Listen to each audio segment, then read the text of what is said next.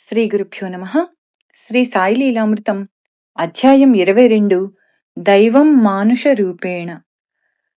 దైవం ఎప్పుడు అవతరించినా ఆ రూపమెంతో విలక్షణంగా ఉంటుంది. శ్రీరాముని రూపం పురుషులను కూడా సమ్మోహనపరిచేదట. శ్రీకృష్ణుని చూచి సర్వజీవులు తమను తామే మరచేవట. దత్తావతారమైన సాయి రూపం కూడా అలానే ఉండేదట.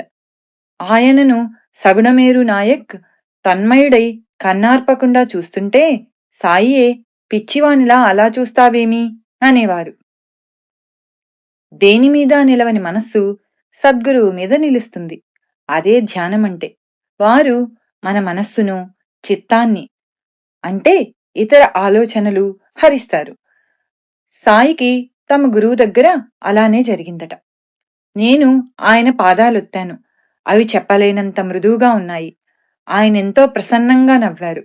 ఆ నవ్వు చూడడానికి షిరిడీలో ఎన్ని సంవత్సరాలైనా వేచి ఉండవచ్చు. నేను పరవశించి పిచ్చివానిలా కన్నార్పకుండా చూస్తుండిపోయాను. ఆయన ఈరోజు భక్తులందరిపైన యోగ దృష్టి సారించారు. రోజంతా చెప్పలేని పారవస్యంతో గడిచిపోయింది అని కాపర్దే తన డైరీలో వ్రాసుకున్నాడు. బాబాలో వర్ణించనలవిగాని ఆకర్షణ ఉండేది. ఆయన చర్యలు, ముఖ వర్చస్సు చూస్తేనే ఆయన బ్రహ్మజ్ఞాని అని తెలిసిపోతుండేది అంటాడు నృపతి పాటిల్. శ్రీ సాయిని దర్శించినప్పటి తన అనుభవం హేమత్ పంత్ ఇలా వ్రాశాడు. నేను షిరిడీలో దిగేటప్పటికీ తాత్యాసాహెబ్ నోల్కర్ మసీదు నుండి తిరిగి వచ్చి, త్వరగా పద, భక్తులతో కలిసి బాబా వాడా మలుపు వద్దకు వచ్చారు. ఆయన లెండీకి వెళ్లకముందే పాద నమస్కారం చేసుకుందాం అన్నాడు. నేను త్వరగా బాబా ఉన్న చోటుకి వెళ్లి ఆ మట్టిలోనే వారి పాదాలకు సాష్టాంగ నమస్కారం చేశాను. అప్పటి నా సంతోషానికి అవధులు లేవు. నానాసాహెబ్ చెప్పిన దానికంటే కూడా వారిలో ఎంతో ఎక్కువ గొప్పతనం కనిపించింది. వారి దర్శనమైనందుకు నా జన్మ ధన్యమైనదనిపించింది. వారిని చూస్తూనే నా కన్నులు చెమ్మగిల్లాయి. ఆకలి దప్పులు అదృశ్యమయ్యాయి. నా జ్ఞానేంద్రియాలు స్థిరంగా నిలబడిపోయాయి. సాయి పాదాలు తాకిన మీదట నాకు కలిగిన అనుభూతి నా జీవితమంతటిలోకి మహాభాగ్యం. అప్పటి నుండి నాకు కొత్త జీవితం ఆరంభమైంది. నా మనస్సులోని సందేహాలన్నీ నశించాయి. అవధులు లేని ఆనందం కట్టలు తెంచుకున్నది. సాయి సన్నిధి మన మనస్సు యొక్క స్థితిని మార్చివేస్తుంది. గత జీవిత స్థితులు అంతరించిపోయి ఇంద్రియ విషయాల పట్ల క్రమంగా వైరాగ్యం ఉదయిస్తుంది. కేవలం వారి దర్శనం వలన నేనెంతో పవిత్రుడనయ్యాను. సాయి రూపంతో కన్నులు నింపుకుంటే ఈ సృష్టి యావత్తు సాయి రూపంగా గోచరిస్తుంది. అటు తర్వాత సద్గురువు అన్న మాట తలపుకు రాగానే శ్రీ సాయియే మనస్సుకు స్ఫురిస్తారు. ఊది మన నొసట పెట్టి ఆశీర్వచనంగా తమ చేయి మన తలపై పెట్టినట్లు దర్శనమిస్తారు. నార్కే ఇలా వ్రాశాడు. మొదట ఏప్రిల్ 1913లో నేను షిరిడీ వెళ్ళాను. ప్రధానంగా నా దృష్టిని ఆకర్షించినవి వారి నేత్రాలు. అవి నన్ను అణువణువునా గుచ్చిచూచాయి. అప్పుడు చావడిలో కూర్చున్న బాబా ఆకారం నా హృదయంపై శాశ్వతంగా ముద్రించుకుపోయింది. ఇంకొంచెం వివరించమని అడిగితే శ్రీ సాయి శరణానంద నాతో ఇలా చెప్పారు. సాయిబాబా 5.5 అడుగులు ఎత్తుండేవారు. ఆయన సన్నమూ కాదు, లావూ కాదు. శరీరఛాయ పచ్చని పసిమి.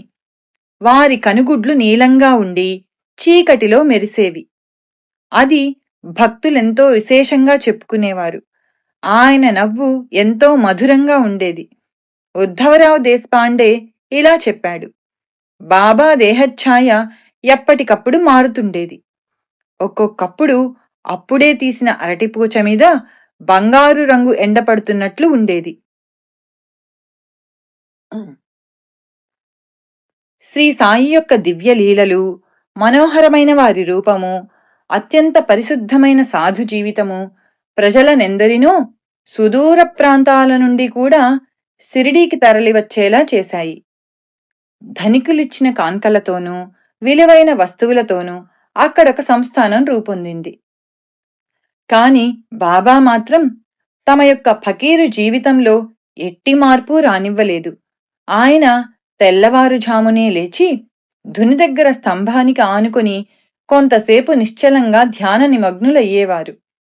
తర్వాత అక్కడే నిలిచి ఏవేవో భంగిమలు చేస్తూ నెమ్మదిగా యాదేహక్ అంటే దైవాన్నే ఎల్లప్పుడూ స్మరించాలి వంటి అరబ్బీ పదాలు ఉచ్చరించేవారు. అప్పుడు తమ దగ్గరకు ఎవ్వర్నీ రానిచ్చేవారు కాదు. ఈలోపు సేవకుడు మాధవ్ ఫస్లే మసీదు శుభ్రం చేసి బకెట్లతో నీరు పెట్టేవాడు. సాయి ఆ నీరు పుక్కిలించి కాళ్ళు, చేతులు, ముఖము ఎంతో నాజూగ్గా కడుక్కునేవారు. తర్వాత కొంతసేపు కన్నులు అరమోడ్చి మౌనంగా కూర్చునేవారు. అప్పుడు ధునిలో కట్టెలు సవరిస్తూ భక్తులతో ఆ ముందటి రాత్రి తాము ఎక్కడెక్కడి భక్తులను ఎలా కాపాడినది, మరణించిన వారి ఆత్మలను పైలోకాలకు తాము ఎలా తీసుకువెళ్లినది చెప్పేవారు. ఈ సమయంలోనే వేరువేరు భక్తులకు కలిగిన దివ్యానుభూతుల సంగతి బయటపడేది. ఒకనాటి రాత్రి బల్వంత్ అనే పిల్లవానికి కల వచ్చింది. కలలో జోగ్ అనే భక్తునితో పాటు సాయి వారింటికి వస్తే బల్వంత్ భిక్ష ఇచ్చాడు. అది కలయే కదా అని ఎవరూ పట్టించుకోలేదు. కాని మరో రోజు అతడు మసీదుకు రాగానే బాబా, నిన్న మీ ఇంటికి వచ్చాను, భిక్ష ఇచ్చావు కాని దక్షిణ ఇవ్వలేదు, 25 రూపాయలు ఇవ్వు అన్నారు. బల్వంత్ దక్షిణ తెచ్చి సమర్పించాడు. మరొక రోజు కాపర్దేకు సాయి పదే పదే చిలిమందించారు. ఆ పొగ పీల్చగానే అతని సంశయాలన్నీ తొలగి ఎంతో ఆనందం కలిగింది. ఒకప్పుడు ఆయన ధునిలో తమ చేయి పెట్టి వేరొక గ్రామంలో కమ్మరి కొలిమిలో పడబోయిన బిడ్డను రక్షించారు. అప్పుడాయన చేయి బాగా కాలింది. అది చూచి తాత్య కంటతడి పెట్టాడు. సాయి నవ్వి, తాత్య, ఎందుకేడుస్తావు? 2000 పిడకలు పేర్చి వాటిపై ఈ శరీరాన్ని కాలుస్తున్నా మనం చెలించకూడదు. నిజమైన జ్ఞానానికి అదే గీటురాయి అన్నారు. అప్పటి నుండి భక్తుడు, కుష్ఠురోగి అయిన భాగోజీ వారి చేతికి నిత్యము నేయి మర్దించి ఆకు వేసి కట్టుకట్టేవాడు. అతను తన శ్రద్ధను కాపాడుకోవడానికి సాధనగా కాబోలు ఆ గాయం మానిపోయాక కూడా బాబా యావజ్జీవితము అతని చేత ఆ సేవ చేయించుకునేవారు. అది పూర్తయ్యేసరికి ఉదయం 7:30 గంటలు అయ్యేది.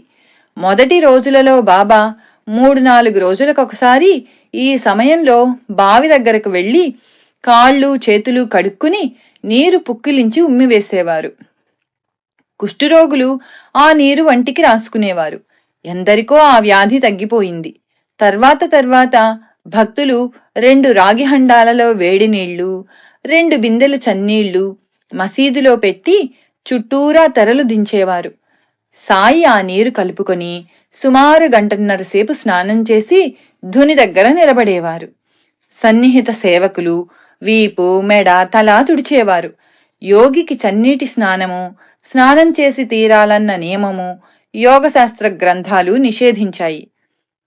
అంతేకాదు, ఎవరైనా స్నానం చేయమని చెబితే, నేనిప్పుడే కాశీ వెళ్లి గంగలో స్నానం చేసి వచ్చాను, మరలా ఇక్కడ స్నానమెందుకు అనేవారు. నిత్యము కాశీలో స్నానం చేయడం శ్రీ దత్తాత్రేయుని ఆచారం. అంటే తామే దత్తాత్రేయుడని ఆయన సూచించారన్నమాట. ఈ రీతిన ఒక్కొక్కసారి ఆయన 6 వారాల దాకా కూడా స్నానం చేసేవారు కాదు. స్నానమయ్యాక ఆయన ఒక రంగు వస్త్రం కట్టుకొని ఒక్కొక్కప్పుడు కఫ్నీ తడిపి ధుని మీద ఆరబెట్టి తిరిగి తొడుక్కునేవారు. ఆ కఫ్నీ, తలకట్టు కూడా ఆయన కొన్ని నెలల దాకా మార్చేవారు కాదు. అవి మార్చదలిచినప్పుడు కాశీనాథుడనే దర్జీవాణ్ణి పిలిచి కొత్తది తెమ్మనేవారు. అతడు తీసుకురాగానే అది ధరించి పాతది ధునిలో పారేసి నమస్కరించేవారు. ఒక్కొక్కప్పుడు తమతో పాటు మరికొందరు భక్తులకు కూడా కఫ్నీలు ఇచ్చేవారు. ఆయన కఫ్నీ మార్చడం మరీ ఆలస్యమై పాతది చిరిగిపోయేది. అప్పుడు తాత్య ఆయన దగ్గర చేరి దానిని చూచే మిషమీద ఆ చిరుగులను ఇంకా పెద్దవి చేసేవాడు. అయినా ఆయన కొత్తది వేసుకునే బదులు మధ్యాహ్నం ఒంటరిగా ఉన్నప్పుడు ఒక ముల్లును సూదిగా చేసుకుని ఆ చిరుగులన్నింటికీ మాసికలు వేసుకునేవారు. అలాగే ఆయనకు బుద్ధి పుట్టినప్పుడు బాల అనే మంగలి చేత తన తల నున్నగా గొరిగించుకుని మీసం కోసుగా కత్తిరించుకునేవారు. దర్జీవానికి గాని మంగలివానికి గాని చేతికొచ్చినంత పైకమిచ్చేవారు. అయితే అదెప్పుడు వారి పనికి తగిన కిరాయి కంటే ఎంతో ఎక్కువ ఉండేది. బాబా ఎంతో మితభాషి. ఎక్కువగా కన్నులరమోడ్చుకుని భక్తులు రాగానే ఒక్కసారి వారికేసి చూచేవారు. పిల్లలతో వినోదంగా మాట్లాడేవారు. పసిపిల్లలను ఎత్తుకొని పలకరించేవారు. ఒకసారి పక్క గ్రామం నుండి తరచూ షిరిడీ వచ్చే పిలాజీ గురవ్ తన 10 సంవత్సరాల కొడుకు తనతో వస్తానని మారం చేస్తే వాణ్ణి కొట్టాడు. గురవ్ షిరిడీ చేరగానే బాబా కోపంగా, ఆ చిన్న వెధవను కొడితే ఊరుకోను. వాడు నీతో కూడా వస్తే నీదేం పోతుంది? ఈసారి వాణ్ణి కూడా తీసుకువస్తుండు అన్నారు. అప్పటి నుండి అతడలానే చేసేవాడు. సుమారు 9 గంటల ప్రాంతంలో బాబా ఎడమ భుజానికి 4 మడతలు వేసిన గుడ్డను జోలెగా కట్టుకొని కుడి చేతిలో రేకుడబ్బా తీసుకొని నిత్యము ఆ 5 ఇళ్ల వద్ద మాత్రమే భిక్ష తీసుకొచ్చేవారు. ద్రవాహారాలు డబ్బాలోనూ రొట్టెల వంటి ఘనపదార్థాలు జోలెలోనూ వేయించుకునేవారు. ఆ 5 ఇళ్లలో బయాజాబాయి ఇల్లు ఒకటి. బాబా కేక వేయగానే ఆ తల్లి పనులన్నీ ఆపివేసి ఆయనను ఆహ్వానించి ఆయన ఎదుటనే కూర్చునేది. అప్పుడు 7-8 సంవత్సరాల వయసుగల ఆమె కొడుకు తాత్య ఆయన భుజాలపైన ఎక్కడమో ఆయన వడిలో పొర్లడమో చేసేవాడు. ఆమె అతనిని కసిరినా, ఆమె ముఖంలో ఏమాత్రం చికాకు వ్యక్తమైనా బాబా, ఎందుకమ్మా వాణ్ణి కోప్పడతావు? వాడి ఇష్టమొచ్చినట్లు చేయనివ్వు అనేవారు. ఇలా భిక్ష తీసుకొని మసీదుకు చేరగానే బాబా ఒక రొట్టె, కొద్ది అన్నము ధునికి ఆహుతిగా వేసి మిగిలినవన్నీ ఒక మట్టి బొచ్చెలో మూత పెట్టకుండా ఉంచేవారు. మొదటి రోజుల్లో కుక్కలు, పిల్లులు, బిచ్చగాళ్లు, సేవకులు దాని నుండి తమకు కావలసినంత తీసుకునేవారు. ఆయన ఏ ప్రాణిని అసహ్యించుకొని వెళ్లగొట్టేవారు కాదు. చివరకు మిగిలినవన్నీ రుచి విచక్షణ లేకుండా కలిపి కొద్ది ముద్దలు మాత్రం తినేవారు. హిందూ ధర్మం ప్రకారం బాబా నైష్టిక బ్రహ్మచారి. అందుకే తమ గురువు దేహంతో ఉన్నంతకాలం వారి చెంతనే ఉండి సేవ చేశారు. వారు పరమపదించాక వారి ప్రతిరూపంగా నిరతాగ్నిహోత్రం నిర్వహించారు. ఎల్లప్పుడూ తెల్లని ముతక గుడ్డలు ధరించేవారు. లెండీకి వెళ్లేటప్పుడు తప్ప మరెప్పుడూ పాదరక్షలు వేసుకునేవారు కాదు. పగలెన్నడూ వెన్నువాల్చక గోడకు కూడా జానెడు దూరంలో కూర్చునేవారు. పండ్లు తోముకోకుండా నీళ్లు మాత్రం పుక్కిలించేవారు. భిక్షాన్నం మాత్రమే తినేవారు. ఆంతరంగికంగా మాత్రం సర్వము భగవంతుని రూపంగా, అంటే వాసుదేవ సర్వమితి అని భగవద్గీత చెప్పినట్లు చూచే అరుదైన మహాత్ముడు సాయి. స మహాత్మా సుదుర్లభ. అందుకే ఆయన ఏ ప్రాణిని అసహ్యించుకోలేదు. ఆయన ఆదర్శ భిక్షువు. ఎవరినీ భిక్ష కోసం పీడించలేదు. బాబా షిరిడీ చేరిన 2 సంవత్సరాలకు ఆ ప్రాంతంలో కరువు వచ్చింది. అప్పుడు ధనికులైన నందు తాత్యాల ఇండ్ల వద్ద మాత్రమే ఒక్కొక్క ఇంటి నుండి సగం రొట్టె మాత్రమే తీసుకునేవారు సాయి. భిక్షకు వెళ్లి వచ్చాక 9 గంటల ప్రాంతంలో బాబా పాదరక్షలు ధరించి లెండీకి వెళ్లి వచ్చేవారు. భక్తులు దారి పొడుగున ఆయనకు గొడుగు పట్టేవారు. అప్పుడు తీసిన ఫోటోలో ఆయనకు ఎడమవైపున బూటి, కుడివైపున నిమోన్కర్, గొడుగు పట్టుకొని భాగోజీ ఉన్నారు. వీరందరినీ లెండీతోపు బయట విడిచి అబ్దుల్లాతో కలిసి లెండీలో కొంతసేపు గడిపి వచ్చేవారు. సుమారు 10:30 గంటల ప్రాంతంలో ఆయన మసీదు చేరాక గాయకులు, నర్తకులు, గారడీవారు ఆయన ముందు తమ కళలను ప్రదర్శించేవారు. లేకుంటే మధ్యాహ్నం దాకా ఆయన భక్తులతో మాట్లాడుతూ ఎన్నెన్నో కథలు చెప్పేవారు. ఒకరోజు భక్తులు ఆయనను పూజిస్తుండగా నానావల్లి వచ్చి, లే, ఆసనం మీద నేను కూర్చోవాలి అని గర్జించాడు. సాయి ఎంతో నిర్లిప్తంగా లేచారు. ఆ స్థానంలో అతడు కూర్చొని మరుక్షణమే లేచి బాబాకు నమస్కరించి వెళ్ళిపోయాడు.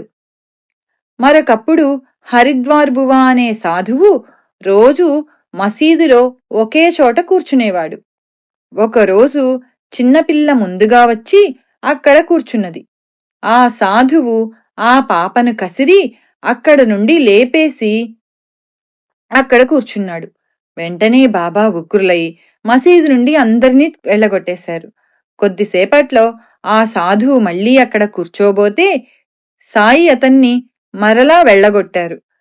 సృష్టిలో సర్వానికి యజమాని భగవంతుడే అయితే రోజు కొద్దిసేపు కూర్చున్నంత మాత్రాన ఏ ప్రదేశమైనా ఆ సాధువుది గాని లేక తమది గాని ఎలా అవుతుంది అని పై రెండు సందర్భాల్లోని బాబా భావం. కొందరు భక్తులు తమ భోజనంలో మొదట కొంత బాబాకు అర్పించేవారు. ఆయన అందులో కొంచెం భక్తులకు పంచి పళ్లెంలో కొంచెం ఉంచి తిరిగి ఇచ్చేవారు. తర్వాత ఆయన కూడా భక్తుల పంక్తిలో భోజనం చేసేవారు. ఆయనకు కుడిపక్కన తాత్య, రామచంద్ర పాటిల్, బయాజీ పాటిల్, ఎడమవైపు బడే బాబా, శ్యామ, బూటి, కాకా దీక్షితులు కూర్చోగానే చుట్టూ తెరలు దించేవారు. ఆ తర్వాత అందులో ఎవరూ ప్రవేశించేవారు కాదు. తరచుగా ఆ పంక్తిలో భాగోజీ, మాధవ్ ఫస్లే, నిమోన్కర్లు కూడా కూర్చునేవారు. శ్యామాకు మాత్రం అతడి ఆచారం ప్రకారం పాయసం ఒక్కటే వడ్డించేవారు బాబా. వేసవి కాలంలో బాబా రోజూ ఒక మామిడి పండు స్వల్పంగా రుచి చూచి భక్తులందరికీ పంచేవారు. తర్వాత సేరు పాలు, సేరు రొట్టెలు, సేరు చక్కెర గిన్నెలో పిసికి ప్రసాదంగా పంచేవారు. అప్పుడు ఆయనే అందరి పళ్ళాలు వంటకాలతో నింపేవారు. భక్తులు భోజనానికి తమ బిడ్డలను కూడా తీసుకుని వచ్చినప్పుడు మొదట వారికి ఇష్టమైనవి పెట్టాకనే భోజనం వడ్డించేవారు. ఒకసారి అందరూ భోజనం చేస్తుండగా శిథిలమైన మసీదు కప్పు నుండి పేటపేటమని శబ్దమైంది. వెంటనే సాయి చేయి పైకెత్తి ఆగు ఆగు అన్నారు. ఆ శబ్దం ఆగిపోయింది. భోజనమై అందరూ బయటకు రాగానే మసీదు కప్పు నుండి ఒక భాగం సరిగ్గా వీరు కూర్చున్న చోటనే విరిగిపడింది. బాబా ఆగమన్నదెవరినో అప్పుడందరికీ అర్థమై ఆశ్చర్యపోయారు. భోజనాలయ్యాక సగుణమేరు నాయక్ మసీదు శుభ్రం చేసి సాయి యథాస్థానంలో కూర్చున్నాక ఆయనకు తాంబూలము, తర్వాత గ్లాసెడు మంచినీళ్లు, 2 రూపాయల దక్షిణ ఇచ్చేవాడు. అప్పుడు సాయి కొంతసేపు ఏకాంతంగా గడిపేవారు. మధ్యాహ్నం 2:30 గంటల ప్రాంతంలో భక్తులు మరలా మసీదులో చేరేవారు. హరిదాసులు, పగటి వేషగాళ్లు, సర్కస్ వాళ్లు ఆయన సన్నిధిలో ప్రదర్శనలిచ్చేవారు. ఆయన ఒక్కొక్కరికి 2 రూపాయలు ఇచ్చేవారు. లక్ష్మణ్, బాలాషింపి వంటి యువకులు కొందరు ఆ కానుకలలో కొంత భాగం కాజేసేవారు. అయినా సాయి వాళ్లను ఏమీ అనేవారు కాదు. ఈ సమయంలోనే ఎన్నో చిత్రాలు జరిగేవి. ఉదాహరణకు జనవరి 1, 1912న సాయి 3 కథలు చెప్పారు. 3వ కథ ప్రారంభించగానే ఒక ఫకీరొచ్చి ఆయన పాదాలు తాకాడు. సాయి కోపంతో నెట్టివేసినా అతడు విడవకుండా ఆయన పాదాలు పట్టుకున్నాడు. తర్వాత అతడు బయటికి వెళ్లి మసీదు ప్రహరీ గోడ వద్ద నిలుచున్నాడు. ఆ కోపంతో సాయి ఆరతి సామాన్లు, నైవేద్యాలు బయట పారవేసి రామ్ మారుతి అనేవాణ్ణి అమాంతంగా పైకెత్తేశారు. అతనికప్పుడు పైలోకానికి వెళ్లినంత ఆనందం కలిగిందట. అలానే భాగ్య అనేవాణ్ణి, మరో యువకుణ్ణి కొట్టారు. ఆ కోపంలోనే ఖాపర్దే కొడుకు బల్వంత్ను ప్రమాదం నుండి రక్షించామని చెప్పి ఆ ఫకీరు కాపర్దేను చంపాలనుకున్నాడు. కాని నేను అడ్డుపడ్డాను అన్నారు. ఆరతి సమయంలో తమ స్థానం నుండి లేచిపోయి ఆరతి అయ్యాక తిరిగి వచ్చి కూర్చున్నారు. ఇటువంటి ఆగ్రహంతో పాటు బాబాలో భక్తులపై ఎంతో చల్లని ప్రేమ కూడా ప్రకటమవుతూ ఉండేది. తరచూ ఆయనే పండ్లు కొని ముక్కలు చేసి భక్తులకు పంచేవారు. అరటి పండ్లు ఒలిచి గుజ్జు భక్తులకిచ్చి తొక్కు తాముంచుకునేవారు. మామిడి పండ్లను ఎంతో నేర్పుగా అన్ని వైపులా నొక్కి భక్తులకిచ్చేవారు. రసమంతా సులభంగా నోట్లోకొచ్చి తొక్కు టెంక పారవేయడానికి వీలుగా ఉండేవి. సుఖ సౌఖ్యాలు భక్తులకిచ్చి వారి దుఃఖం తాము స్వీకరిస్తామని, వారికి మాయను తొలగించి దివ్యానుభవం సులభమయ్యేలా చేస్తామని ఈ చర్యలలోని వారి భావమై ఉండవచ్చు. ఒక్కొక్కప్పుడు అదేమి చిత్రమోగాని ఆయన కథలు వినిన భక్తులందరూ కూడా ఆ కథలను పూర్తిగా మర్చిపోయేవారు. ఒకరోజు ఆయన గత జన్మలలో ఆయన బాపూసాహెబ్ జోగ్, దాదా కేల్కర్, శ్యామ, ఖాపర్దే, దీక్షితులు ఒక చిన్న వీధిలో తమ గురువుతో కలిసి ఉండేవారట. అందువల్లనే తామీ జన్మలో అందర్నీ మళ్లీ కలుపుతున్నామని బాబా చెప్పారు. సాయంత్రం బాబా మసీదు ప్రాంగణంలో కొద్దిసేపు పచార్లు చేసి ప్రహరీని ఆనుకొని నిలచి వీధిన పోయే జనంతో ఏమేమో మాట్లాడేవారు. ఉదాహరణకు 10 పాములు వెళ్లిపోయాయి, కాని చాలా వస్తాయి. ఇక్కడకు జనం చీమల పుట్టల్లా చేరుతారు. వాణి తేలి నన్నెంతో బాధిస్తున్నారు. నేనీ మసీదులో ఉండను అని చెప్పి ఒక్కొక్కసారి అప్పటికప్పుడే ఆయన వెళ్లిపోవడానికి సిద్ధమయ్యేవారు. అప్పుడు తాత్యా పరుగున వచ్చి, నేను వాళ్ళని దండిస్తాను, ఇప్పుడు శాంతించండి, మరో రోజు వెళ్దాం అని బుజ్జగించాకనే ఆయన శాంతించేవారు.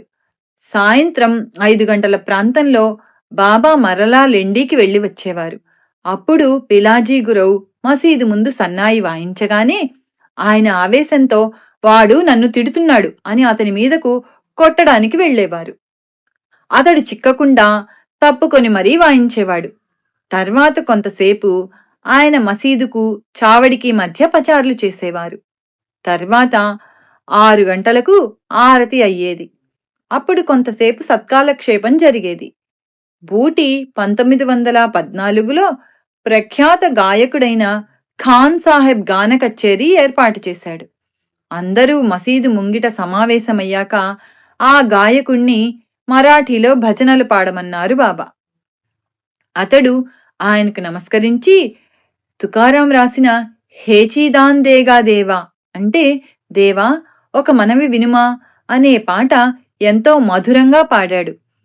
సాయి మంత్రముగ్ధులైనట్టు కన్నులు మూసుకొని శ్రద్ధగా విని, ఎంత చక్కగా పాడావు, ప్రసాదించకుండటం సాధ్యపడని దాన్నే కోరాడు తుకారాం అన్నారు.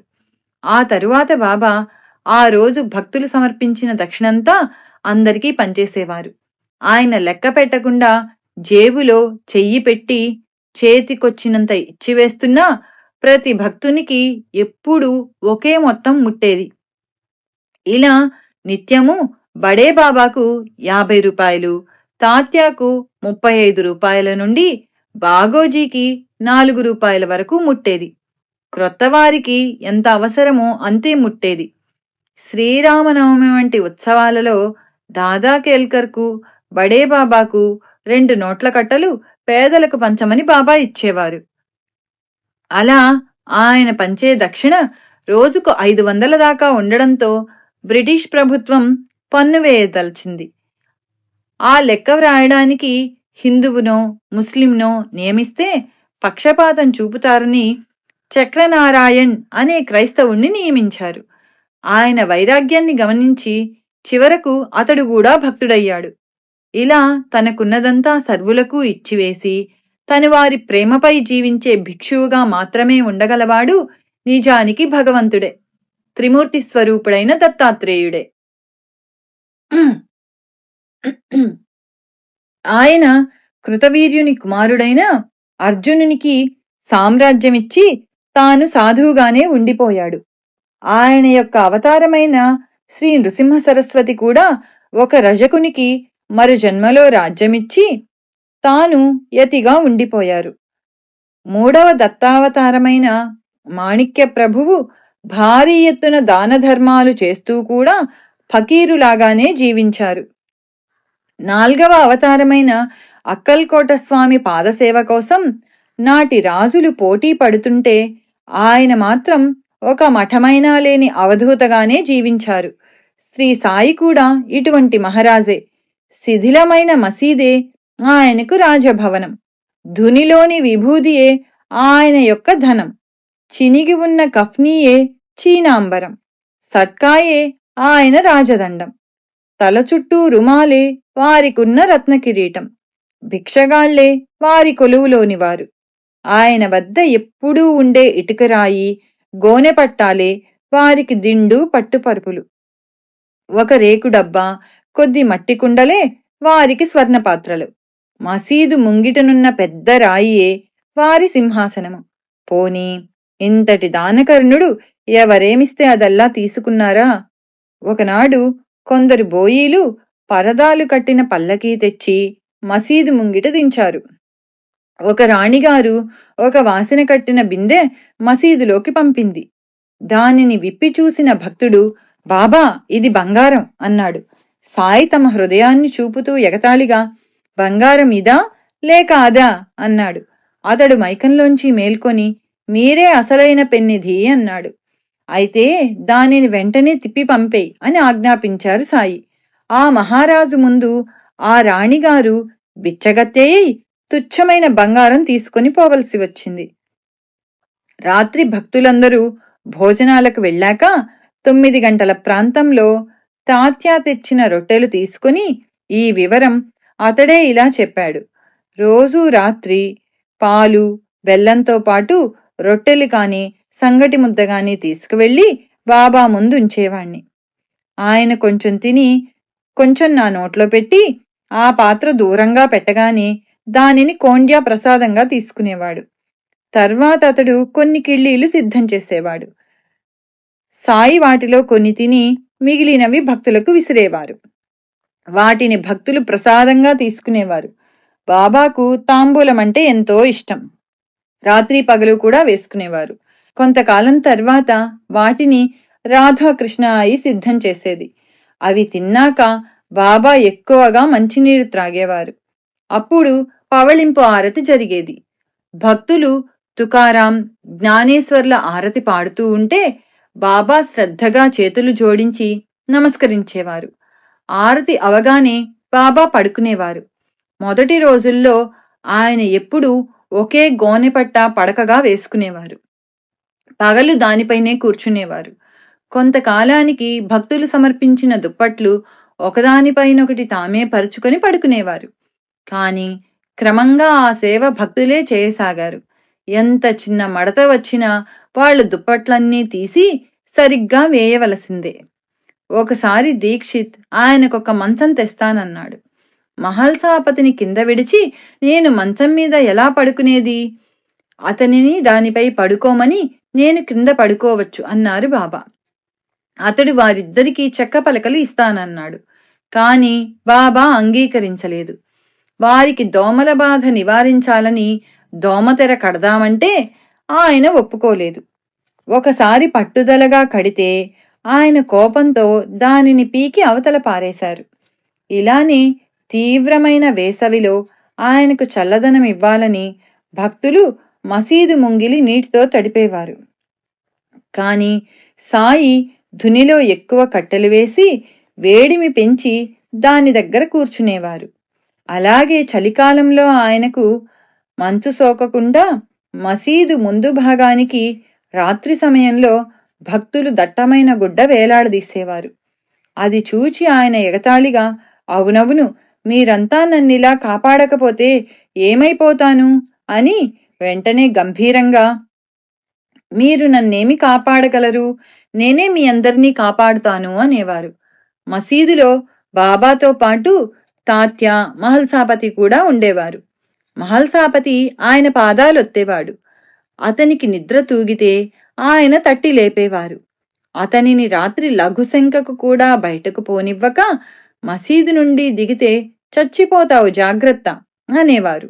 ఈ ముగ్గురు వారి తలలు తూర్పు, పడమర, ఉత్తర దిక్కులకు పెట్టుకొని మసీదు మధ్యలో పాదాలు కలిసేలా పడుకొని ఎంతోసేపు మాట్లాడుకునేవారు.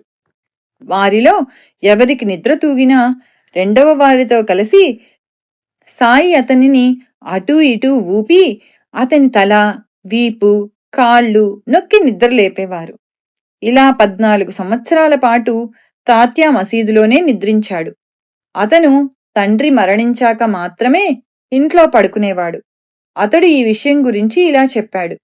నేను, మహల్సాపతి, బాబా మసీదులో పడుకునేవాళ్లం. అప్పుడు రాత్రి 9:30 గంటలయ్యేది.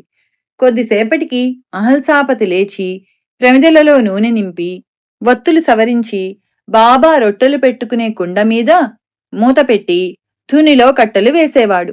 నేను పగలంతా కష్టం చేయడం వలన నా ఒళ్ళు నొప్పులుగా ఉంటుందని గమనించి నాకు నిద్ర పట్టాక మహల్సాపతితో కలిసి నా ఒళ్ళు, కాళ్ళు, చేతులు పిసికేవారు. నాకదెంతో బాధనిపించేది. అలా చేస్తే నేను మసీదుకే రానని బెదిరించి ఒకసారి నేను 10-12 రోజులు వెళ్ళనేలేదు. బాబా బాధపడి దూరాన వెడుతున్న నన్ను కేక వేసేవారు. ఆయనతో నాకెట్టి సంబంధమూ లేదని సైగలతో తెలిపి వెళ్ళిపోయేవాణ్ణి. బయాజామామి కొడుకును గనక ఆయనకు నాపై ఎంతో ప్రేమని నచ్చజెప్పి కాకాసాహెబ్ నన్ను మసీదుకు తీసుకువచ్చేవాడు.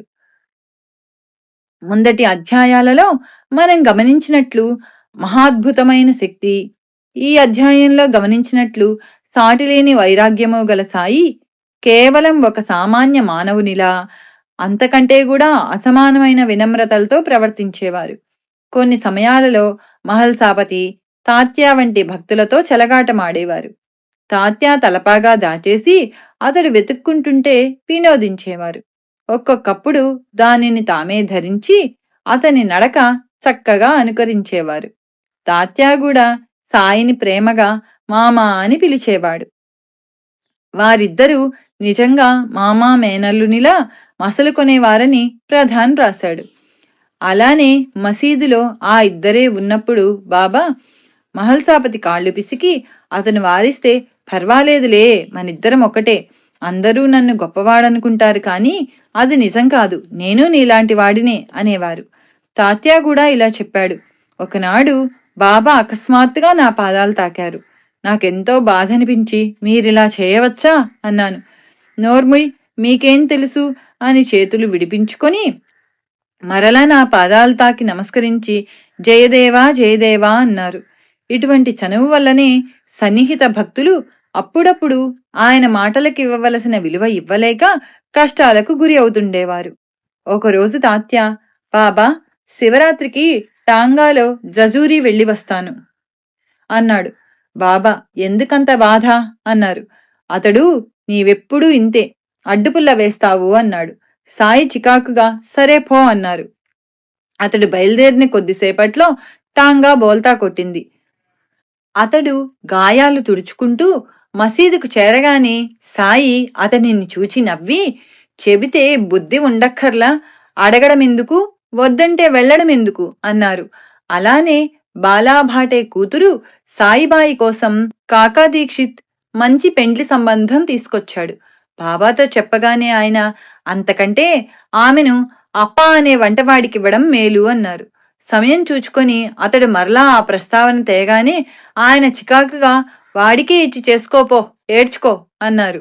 తీరా వివాహం జరిపించాక 6 మాసాలలో ఆ యువకుడు మరణించాడు. ఆ వార్త వినగానే భక్తులతో బాబా, ప్రతివాడు బాబా నీకు తెలియనిదేమున్నది అంటాడే గాని చెప్పినట్లు విని చచ్చేవాడెవ్వడూ లేడు అన్నారు. ఎన్నిసార్లు ఆయన చరిత్ర చదివినా మనం మాత్రం చేసేదేమిటి? బాబా వైఖరిలో వేదాంతము, చమత్కారము మేళవించి ఉండేవి. ఒక గృహిణి తన భర్త ఇల్లు విడిచిపోయి 3 సంవత్సరాలైందని కన్నీటితో చెప్పుకుంది. ఆయన, నా భర్త ఎప్పుడూ నాతో ఉంటూ కూడా ఒక్కసారైనా పలకడు, ముఖం చూపించడు, నేనేమి చేసేది అని పెద్దగా శోకించారు. ఆమె విస్తుబోయింది కాని ఆమెకి ఏమీ అర్థం కాలేదు. కొద్ది కాలానికి ఆమె భర్త తిరిగి వచ్చాడు. కాని ఆమెతో మాట్లాడనే లేదు. ఆమె ముఖం కూడా చూడలేదు. ఆ బాధకామె అతడు ఇల్లు విడిచిన రోజులే మేలనుకున్నది. క్రమంగా అతడు ప్రతి చిన్నదానికి ఆమెను తిడుతూ కొడుతూ ఉండేవాడు. అప్పుడామె అతడు మౌనంగా ఉన్న రోజులే మేలనుకున్నది. కొంతకాలానికి అతడు చనిపోయాడు. ఆ తర్వాత ఆమె వేదాంత శ్రవణం చేస్తుంటే బాబా మాటలు అర్థమయ్యాయి. పరమాత్మే అసలైన భర్త. ఎప్పుడూ కూడా ఉంటున్నా కనిపించడు, మాట్లాడడు. మానవులు పాటుపడవలసినది నిజానికి ఆయనొక్కడి కోసమే.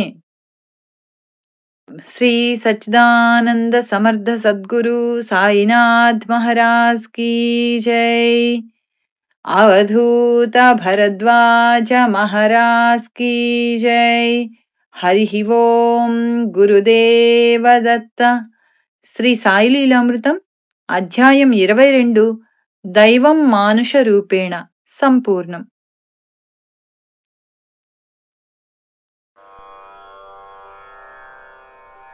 శ్రీ సచ్చిదానంద